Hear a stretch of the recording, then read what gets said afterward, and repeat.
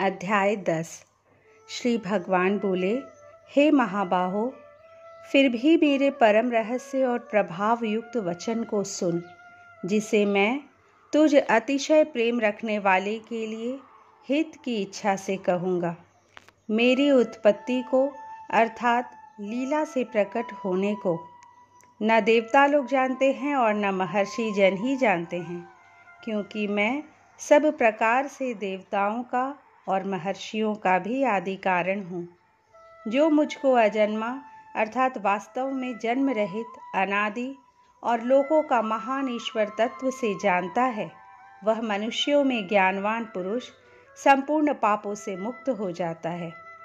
निश्चय करने की शक्ति, यथार्थ ज्ञान, असम्मूढ़ता, क्षमा, सत्य, इंद्रियों का वश में करना, मन का निग्रह तथा सुख दुख, उत्पत्ति प्रलय और भय अभय तथा अहिंसा, समता, संतोष, तप, दान, कीर्ति और अपकीर्ति, ऐसे ये प्राणियों के नाना प्रकार के भाव मुझसे ही होते हैं।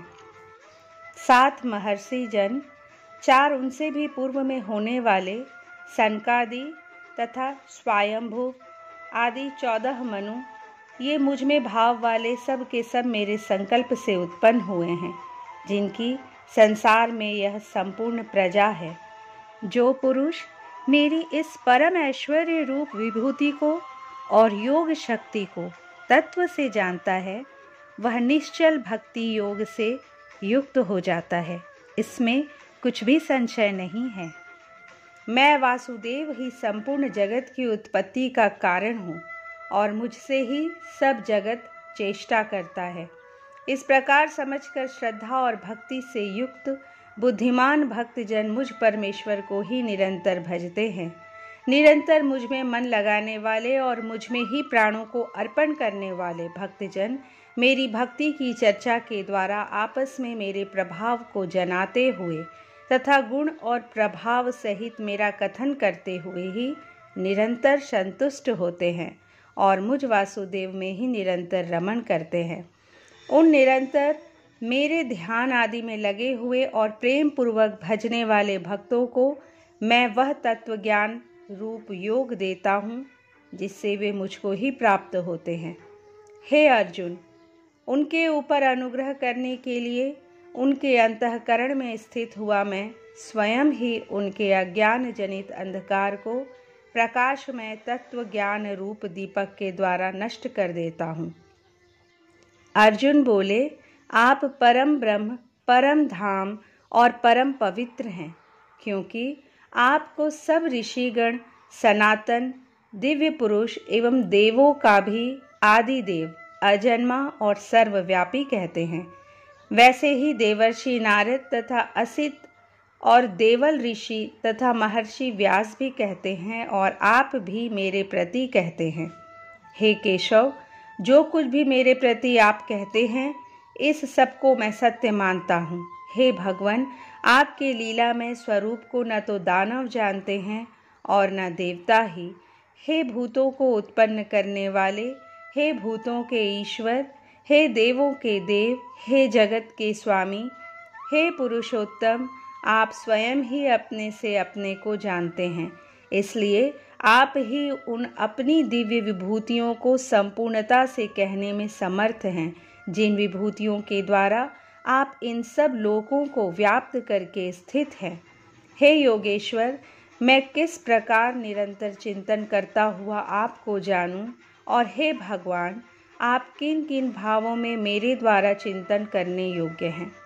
हे जनार्दन, आपकी योग शक्ति को और विभूति को फिर भी विस्तार पूर्वक कहिए, क्योंकि आपके अमृतमय वचन को सुनते हुए मेरी तृप्ति नहीं होती, अर्थात सुनने की उत्कंठा बनी ही रहती है। श्री भगवान बोले, हे कुरुश्रेष्ठ, अब मैं जो मेरी दिव्य विभूतियाँ हैं उनको तेरे लिए प्रधानता से कहूँगा, क्योंकि मेरे विस्तार का अंत नहीं है।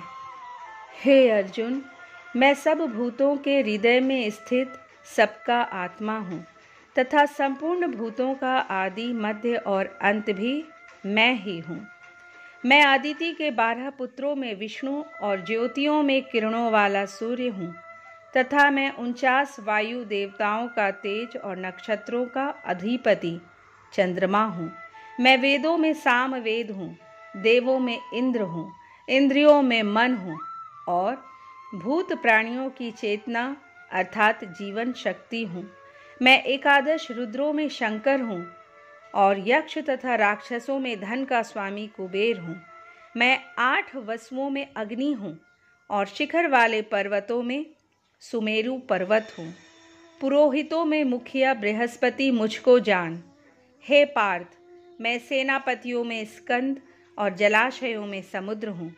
मैं महर्षियों में भृगु और शब्दों में एक अक्षर अर्थात ओंकार हूँ। सब प्रकार के यज्ञों में जप यज्ञ और स्थिर रहने वालों में हिमालय पहाड़ हूँ। मैं सब वृक्षों में पीपल का वृक्ष, देवर्षियों में नारद मुनि, गंधर्वों में चित्ररथ और सिद्धों में कपिल मुनि हूँ। घोड़ों में अमृत के साथ उत्पन्न होने वाला उच्च श्रवा नामक घोड़ा, श्रेष्ठ हाथियों में ऐरावत नामक हाथी और मनुष्यों में राजा मुझको जान। मैं शास्त्रों में वज्र और गौवों में कामधेनु हूँ।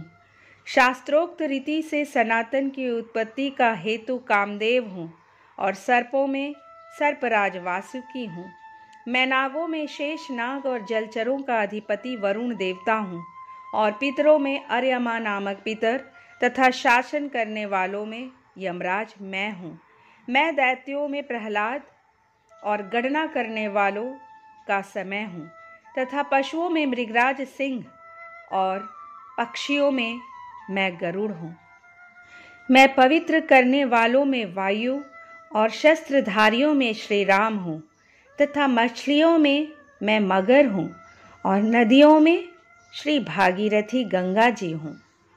हे अर्जुन, सृष्टियों का आदि और अंत तथा मध्य भी मैं ही हूँ। मैं विद्याओं में आध्यात्म विद्या अर्थात ब्रह्म विद्या और परस्पर विवाद करने वालों का तत्व निर्णय के लिए किया जाने वाला वाद हूँ। मैं अक्षरों में अकार हूँ और समासों में द्वंद्व नामक समास हूँ। अक्षय काल अर्थात काल का भी महाकाल तथा सब और मुख वाला विराट स्वरूप सबका धारण पोषण करने वाला भी मैं ही हूँ। मैं सबका नाश करने वाला मृत्यु और उत्पन्न होने वालों का उत्पत्ति हेतु हूँ तथा स्त्रियों में कीर्ति, श्री, वाक, स्मृति, मेधा, धृति और क्षमा हूँ तथा गायन करने योग्य श्रुतियों में मैं बृहत् साम और छंदों में गायत्री छंद हूँ तथा महीनों में मार्गशीर्ष और ऋतुओं में वसंत मैं हूँ। मैं छल करने वालों में जुआ और प्रभावशाली पुरुषों का प्रभाव हूँ। मैं जीतने वालों का विजय हूँ, निश्चय करने वालों का निश्चय और सात्विक पुरुषों का सात्विक भाव हूँ। वृष्णिवंशियों में वासुदेव अर्थात मैं स्वयं तेरा सखा, पांडवों में धनंजय अर्थात तू, मुनियों में वेदव्यास और कवियों में शुक्राचार्य कवि भी मैं ही हूँ।